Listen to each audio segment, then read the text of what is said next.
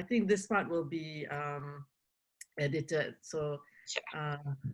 you've done this before, I'm sure. Yeah, once or twice, but it's always just that like moment of like, oh no, it's recording, pressure's on. Yeah. So don't look at my hair because it's short, but not short enough. You are Corona chic. Like this is the new fashion. Yes, thank Mine you. has gotten unfortunately long. Well, you can always braid your hair, right? I mean, if you need to. Yeah. Yeah. So we'll let Chris edit all this out, and he can, I'm sure, smile when he's listening to us talk about our hair. Hi, Megan. It's good to see you. Thank you for agreeing to be interviewed for our parish.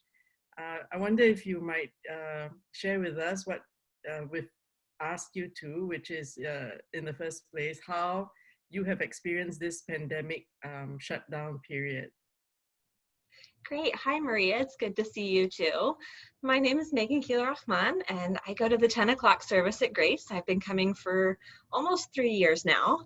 And I think like a lot of people, I have been experiencing this pandemic shutdown in waves and sort of going through a variety of feelings. And I think a lot of times going through multiple stages of the grieving process, and just seeing sort of, you know, when it first started, just recognizing my own bargaining and then, you know, sort of moving on to the depressive stage of like, oh, this is for real, this is happening to everyone, and this is going to take a while to get out of.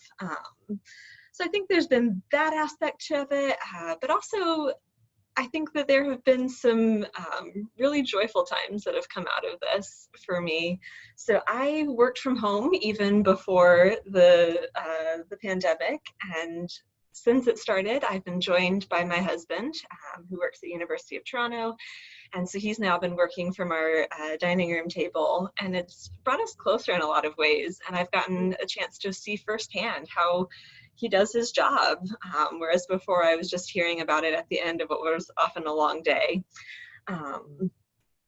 So we have been, aside from working, we've been spending a lot of time just trying to enjoy the little things in life. So we enjoy playing board games with each other, and we've had a chance to play online with family and friends, as well as just having a chance to have Zoom calls and Skype calls with loved ones, just to stay in touch. We've been trying to get outside whenever possible and to do so safely, whether it's taking our dog for a walk around the neighborhood, or recently, since the provincial parks have started to open back up, taking longer day hikes over the weekend. We've also been doing a lot more cooking and baking. I've had a chance to really work on my homemade croissants. So that's been a fun project to tackle, although it hasn't helped our waistline. It's sort of balanced out with all the walking we've been doing. And yeah, I think that has been a lot of what we've been doing here. So we live not too far from the church in an apartment in Forest Hill, and have just been trying to make the best of it, to take the little things that have sparked joy as they've come, and to try to wrestle with the bigger questions of sort of what the pandemic has revealed about the world that we live in, the inequalities, and the vast needs that have been cropping up. So in terms of, so how the pandemic has affected my faith, so that's a question I've been thinking about a lot, and I think that it certainly has, so all this will get it edited out. But yeah, so right. So I think that one of the things I've been thinking about has been how my work and my faith interact. So I work in global public health. I'm a contractor with the U.S. Centers for Disease Control, and so CDC has been right in the thick of things. And even though I'm not on any of the coronavirus response teams, we've been helping. I work in HIV, and so we've been helping our various country offices to operationalize a shift from their normal day-to-day work to helping support the COVID response. And so on a practical day-to-day level, just seeing sort of how COVID has sparked needs around the world, and how, as a person of faith, I try to reach out and to do my best to support those needs.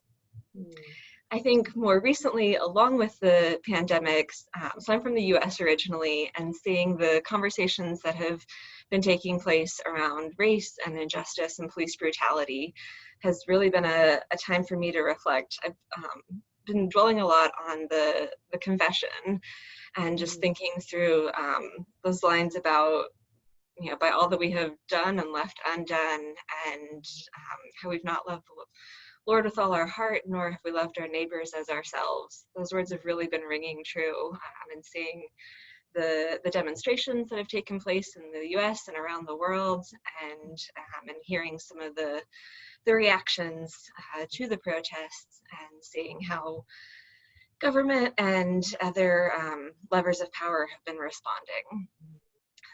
So that is something that I've certainly been dwelling on a lot. I think that another way that I have been trying to live out my faith through this pandemic has been to reach out and to try to create and establish and support community where possible. So I've had a chance, I've been trying to work on writing more letters, just because I think that that is a way to really reach out and show people that you care, that you've taken the time to sit down and actually write to them. So have tried to reach out to a few parishioners, some of whom go to the 8 o'clock service that I've not yet had a chance to meet in person. But that sparked some great conversations about grace, the church and our community. So for example, I was able to connect with one person who serves on the Sanctuary Guild, and got to have a conversation with her about what all they do. Because I'd heard of them before the pandemic, but hadn't really known what all the Sanctuary Guild is responsible for and how they serve the community. So it was great to hear more about that ministry, and to think of ways that we can all get involved after we're able to come back as a community together in person, whenever that might be. Yeah, I was able to pay a visit to the lady, and she mentioned that you had written a letter, and then she asked me for your phone number because she felt it was easier to talk to you when it came to explaining about what the Sanctuary Guild does. So that was a really good connection you made.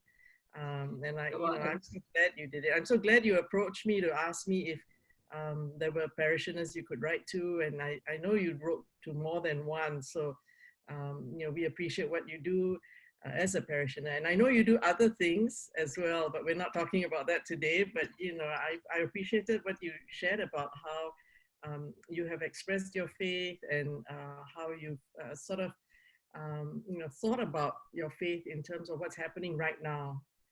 And that's such an important conversation. So thank you also for talking about the confession that we pray, and that you've meditated on it and thought seriously about how we live it out. So that's also made me now want to go back and look at the confession and pay attention to what we pray, what I pray. So if there's nothing else at this time you want to share, or if there is, maybe if there isn't, we'll say bye. If not, please go ahead and, Just that I, like so many others, am holding the Grace community in my heart and in my prayers, and looking forward to being back with everyone at some point. Yeah, we're looking forward. We're hoping by September we will all be in place and in person, and being able to share in the communion, in the Eucharist. Yeah. Wonderful. Yeah. Well, So yes, until that day, we'll meet each other virtually or like this. And please send my regards to Mubdi. And I'm looking forward to getting that link from you for his YouTube channel. Will do. I'll send that today. All right. Thanks, Megan. Thanks, Maria. Take care. Bye. Bye.